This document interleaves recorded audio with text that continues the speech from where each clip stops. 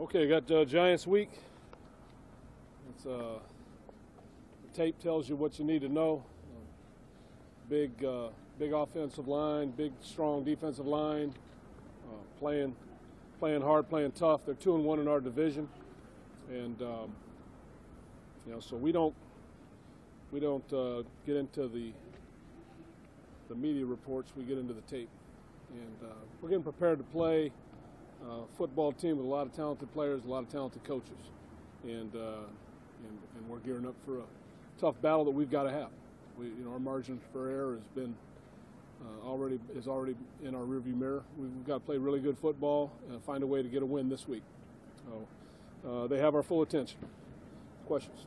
They've obviously made a big change in quarterback this week. What does Geno Smith bring to you in terms of bring to the table for them? Well, first I'd like to say, I have a lot of respect for the Manning family. I've had the pleasure of having Peyton on the same team for a few years in Denver. Played against Peyton for a long time in that division, and I know the family real well. It's got to be a tough deal. He's one of the all-time greats, two-time Super Bowl winner. Very accomplished player. So I have a soft spot for that. Aside from that, we're digging in on the preparation. It's the Giants against the Raiders. We're trying to figure out all that we can about this opponent. We don't play them all the time. So it's not somebody, like in our division or somebody that we're playing every year that we know. We've got to really spend extra time getting to know this squad. Like I said, they've been successful in our division against teams that we know are good football teams. And so that's how we're preparing for it. Geno, in particular, we saw him back in 15 here when he came in, and I think he had 40-plus throws in that game and completed a good number of them. So we know he's very capable. When you look at the tape, the Giants have struggled against tight ends, especially with Carr. Do you see this as a potential game Jerry could have a big impact? I don't get into all that. In terms of fantasy numbers and all that kind of stuff. I know. They've got some very capable people of their own we're worried about. Ingram's a heck of a player. He's been targeted over 80 times this year already. And so we'll worry about trying to put out that fire. Obviously, we're going to do everything we can to get our own guys involved and be as productive as possible on offense. Coming off of a game in which both your offensive and defensive lines both played pretty well, and you guys have built this team, wanting to be tough at the point of attack. Was that about as good a game as you played on both sides of the line this year? At the same time? I mean, it's hard to say. I mean, I think it was a good effort. We needed it, and that's in our rearview mirror. And now we're looking to have a really good effort this week. Jack, you obviously did not agree with the 2-game suspension for Michael. Now that it's been reduced to 1, feelings on that change, or what are your thoughts? No, the league has to do what it has to do. I'll do my job. My job is to coach the guys. I don't have to like everything they do, and often I don't. So this would be an example of that. How do you evaluate what Isaac and also Keon have shown in the practice squad this season, and ultimately, what do you see from Isaac on special teams that may have distinguished himself a little bit? Well, he's a young player that earned his way onto the squad as a practice squad member.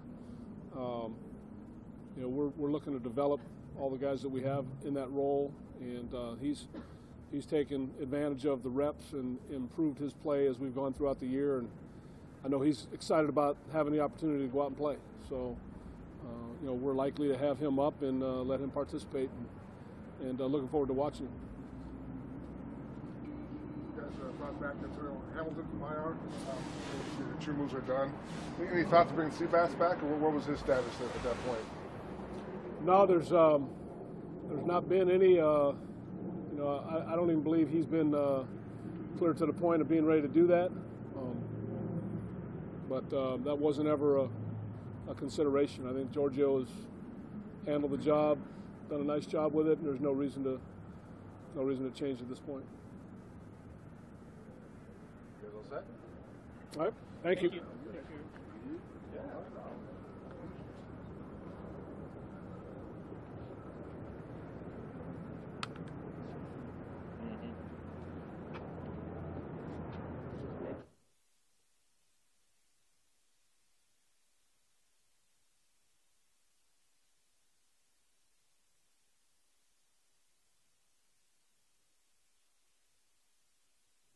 stuff?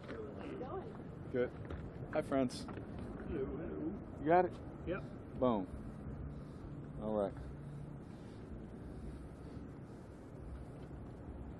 Derek, obviously you're not going to have Michael or Amari this week. But you've had, I mean, you played a lot with Seth, you played a lot with Cordell. Do you have to spend any extra time with them to work on timing or anything, or is it just basically next man up, plug them, and keep doing what you've been doing? It's a mixture of both. You know, obviously you hope Coop gets better fast and all those things, and you know, obviously we know Crab won't be here this week, but it's a little bit of both. Next man up is always our mantra and what we stand by, and that's how any football team needs to be. You know, it has to be next man up. But you know, at the same time, I do need to spend extra time with them because the guys that get all the reps usually with me are Coop, Crab. Right. Seth gets a lot of reps with me.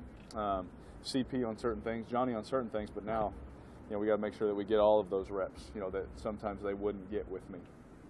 McAdoo was on a conference call. He said he expects you guys to run it more because you don't have your top two guys.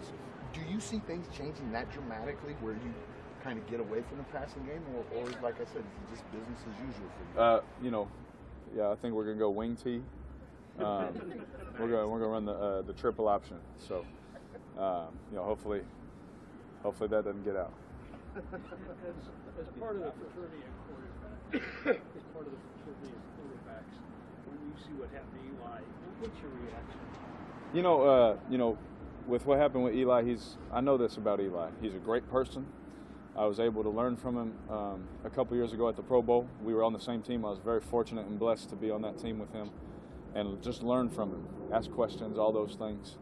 My brother spent a lot of time with him, obviously. You know, they won a championship together. They were in the same room together for many years. And that's, you know, a question that I would love to answer in the offseason. You know, I'd love to sit down and we can even do that, you know, talk about that. But, you know, I'm focused. I'm glad that I don't play defense. You know, I play offense, so I'm worried about their defense and their pass rush and all their good DBs and all those linebackers. So, but I would love to talk about it in the offseason. You look at their defensive front. They got Harrison in the middle and Vernon, and they got outside. Does it reconcile with the record they have? You know, it's one of those things. You know, everyone in this league, Coach Del Rio tells us all the time, everyone has talent. You know, and these guys definitely have talent. They got a lot of juice. Nothing but respect for those guys. I think they're fantastic players. I think they're some of the best at their position in the whole NFL. And so when you see that, you know, there's a lot of things that go into winning, you know, and so you can't just put it on, you know, they have this group of guys, why aren't they winning, or these things, you know, you never know. You never know what's going on in a building and things like that. I just know that when I turn the film on, I know what I see, and I know that they're really good. You see, kind of an obvious question, I guess, but how much of a charge does it give you guys when you see the defense finally step up and really dominate like they did last week? Yeah, I mean, they played great, you know, and I know that there's things that they want to do better in certain situations, just like us all. But like I said, after the game, when we can play complementary football, you know, hey, if we don't get a first down and Marquette can be our weapon, you know, I call him a weapon all the time. Go pin somebody deep, our defense 3 and out and get us the ball back. I mean, you know, usually you get it back with better field position when you can do that. And so, you know, being able to play well together like that, us staying on the field and taking care of the ball for the most part, you know, being able to do that helps the defense stay rested, you know. So it works both ways. And so it was good to see us put it together in a game. How beneficial is it to have a guy like Jared and some of the plays downfield he's made when you don't have maybe one, maybe two receivers, to have a guy like that who can fill in? Yeah, absolutely. You know, Jared's a guy, you know, that can – you know, we've played him at receiver. We've played him at tight end. We've played him at different spots in the wing and certain things like that. So to answer the question, it's fantastic, you know, because you need to have weapons, you know, especially when things like this happen. You know, I know that, you know, on the team that we're playing, you know, they've lost a lot of weapons. So, you know, it's hard, you know, just trying to, you know, go about your business and things like that. So when you have a lot of weapons, it's nice that when injuries or a suspension or anything like that happens, we can still play football and move forward. You guys made your second IR move yesterday, and Seabass won't come back this year. Oh, okay. If he's done, what kind of teammate was he, and what are your memories of Seabass? Yeah, I didn't even know that. Yeah, to talk about him, you know, I could talk about that guy, some stories and all those things for hours. Teammate, one of the best I've ever been around. Always checked on me, even if I had a bad day early on in my career. He was always the same to me. He never looked at me different if I missed a pass or took a sack that pushed him out of field goal range or anything like that, which I'm sure I did being a young quarterback a few times. But him and I, some of my best memories, I'll tell you this, I can talk on and on about how great he is and how much I love him. But one of my, we love talking about cars as well. We have a hobby there. But one of my favorite memories is we're going for a 2-minute drive. And I looked at him, I said, where do I need to get you? I think we're down 2 or something. We need a field goal, maybe in tied. I said, where do I need to get you? He said, get me to the 40.